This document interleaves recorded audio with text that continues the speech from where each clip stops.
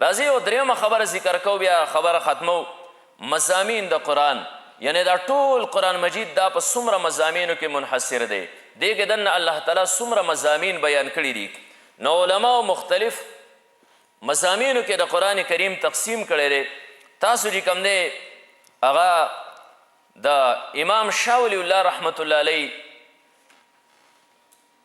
د هغه د اصولو په کتاب کې الفوز الکبیر کې تاسو ویلی دي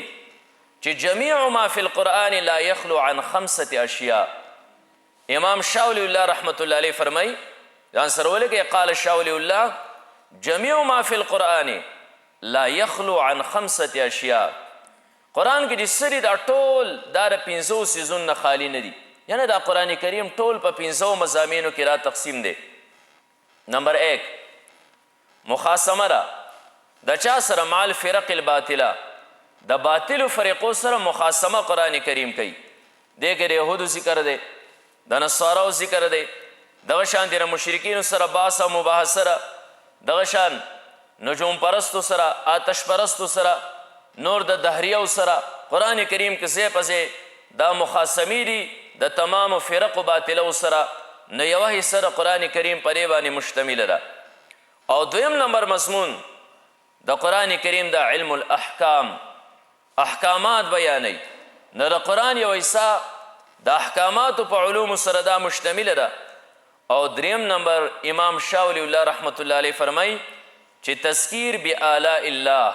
تذکیر بآلاء الله مطلب دا د الله د نعمتونو یاد دهانی ځای په ځای قرآن کریم کې الله خپل نعمتونه دا بیان کړي دي دا انسان د نعمتونو په ذریعې سره ځان طرف ته راولي نو دې ته شاه ولی الله رحمت الله علیه هغه چې کوم دی تذکیر بآلاء الله وایي او څلورم نمبر تذکیر بایام الله تذکیر بایام الله امام شاه ولی الله رحمت الله علیه هغه دې مضمون ته وایي چې قرآن کریم کې د مخکینو اقوامو د هلاکت چې کومې تذکیري شوي دي نو هغې ته امام شاه ولی الله رحمت الله علیه تذکیر بایام الله وایي او د قرآن کریم زیاته حصه چې دی نو هغه پرې سره مشتمله ده په تذکیر بایام الله سره یعنی د خلکو د عبرت لپاره هغه مخکینو قومونو د هلاکت تذکیري دي او پنځم نمبر تذکیر بما بعد الموت تذکیر بما بعد الموت امام شاه ولی الله رحمت الله علیه هغې ته وایي چې د مرګ نه وروسته انسان ته کم سره روان دي د هغې تذکیره ده نه د دې تذکیره باندې قرآن کریم مشتمل دی امام شاه ولی الله رحمت الله علیه فرمیل چې جمیع ما فی القرآن لا یخلو عن 5 اشیاء څومره څه چې هم قرآن کې ذکر دی نو دا به د دې 5 څیزونو نه خالی نه نه قرآن مکمل پر 5 مضامینو کې هغه منحصر دی هغه تقسیم دی یو امام غزالی رحمت الله علیه د قرآن کریم مضامین بیان کړي دي امام غزالی رحمت الله علیه وایي چې ټول قرآن کریم په 5 مضمونونو کې تقسیم دی 5 مضمونونه سری نمبر 1 علم الاصول یعنی عقاید قرآن کریم کې د اصول علم دی یعنی عقاید و تذکره ده پکې ذکر دی پکې نمبر 2 علم الاحکام یعنی عبادات د عباداتو ذکر دی پکې دی ته علم الاحکام وي او دریم نمبر علم السلوک یعنی طریقت قرآن کریم سیسه په دې باندې مشتمله ده او څلورم نمبر مضمون قرآن کریم کې امام غزالی رحمت الله علیه فرمای چې علم القصص والامثال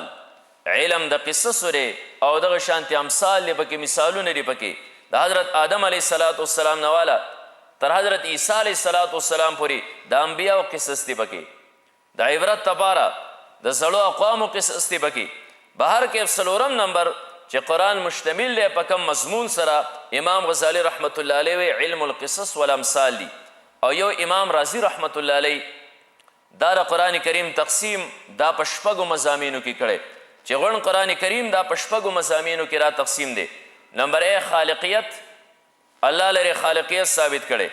نمبر 2 حصر فی ذات الله تعالی نمبر 3 حصر الالوهیت فی ذات الله تعالی نمبر 4 حصر التصرف لله تعالی الوهیت د الله په ذات کې منحصر خالقیت د الله سره خاص دغه شان تصرف په کائناتو کې الله کوي او نمبر 5 دا نفر تصرف ته فی ذات الله تعالی او نمبر 6 دا حصر العبادت الله تعالی عبادت خالص الله لره دی. نو دا شپږو مضامینو کې امام رازی رحمت الله علیه دا قرآن کریم تقسیم کړی: خالقیت، حصر فی ذات الله تعالی، حصر الالوهیت فی ذات الله تعالی، حصر التصرف لله تعالی، او نفر تصرف ته فی ذات الله تعالی، او حصر العبادت لله تعالی. نو دا یو څو خبرې ذکر شي. قرآن کریم سنسه